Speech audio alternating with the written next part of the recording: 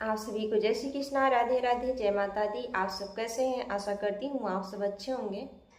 हमारे चैनल में आप सभी का स्वागत है। हम आप लोग को एक बेटा विवाह गीत सुनाने जा रहे हैं। गीत आप लोग को कैसा लगा कमेंट बॉक्स में जरूर बताइएगा। अगर पसंद आएगा तो हमारे चैनल को शेयर, सब्सक्राइब, लाइक जरूर करिएगा। अपना प्यार दुलार आशीर्वाद सदा अपनी छोटी बहन पर बनाए रखिएगा।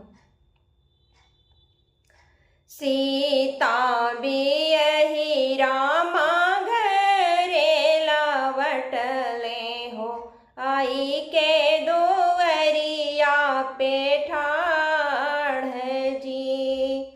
सीता बियहि रामा घरे लावटले हो, आई के दुवरिया पे ठाढ़ जी।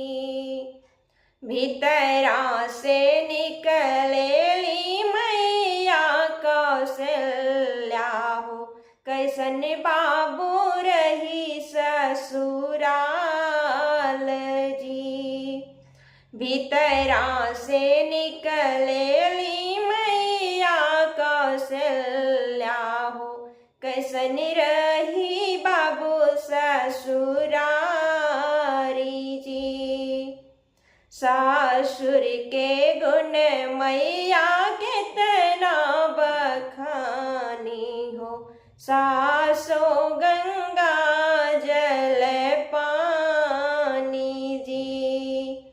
ससुर के गुण मैया कितना बखानी हो, सासो गंगा जल पानी जी।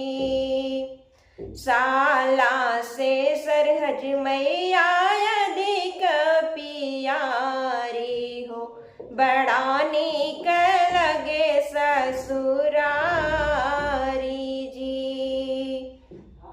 साला से सरहज मैया अधिक पियारी हो, बड़ा नीक लगे ससुरारी जी। 9 महीना बेटा कखिया में ढोवली हो, 9 माह दूधवा पियाई जी। 9 महीना बेटा कखिया में ढोवली हो, 9 माह दूधवा पियाई जी। पाली पोसी बाबू तोहरो कैली बियाहवा हो, कब हो ना एतनी बड़ाई जी। पाली पोसी तोहरो बाबू कैली बियाहवा हो, कबो नाही एतनी बड़ाई जी। एक ही रात बाबू गला ससुररिया हो, सासू जी के करेला बड़ाई जी। एक ही रात बाबू गला ससुररिया हो, सासू के करेला बड़ाई जी। राम दोहाई मैया कृष्ण दोहाई हो, अब नाही जाइब ससुरारी जी। राम दोहाई मैया कृष्ण दोहाई हो, कब हो ना जाइब ससुरारी जी। राम दोहाई बेटा कृष्ण दोहाई हो, नीके आवहु नीके जाऊ जी।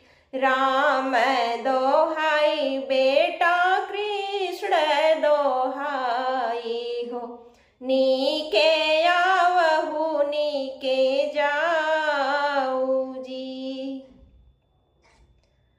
ये गीत आप लोग को कैसा लगा कमेंट बॉक्स में जरूर बताइएगा। फिर मिलेंगे अगले वीडियो में अगले गीत के साथ। तब तक के लिए जय श्री कृष्णा, राधे राधे, जय माता दी।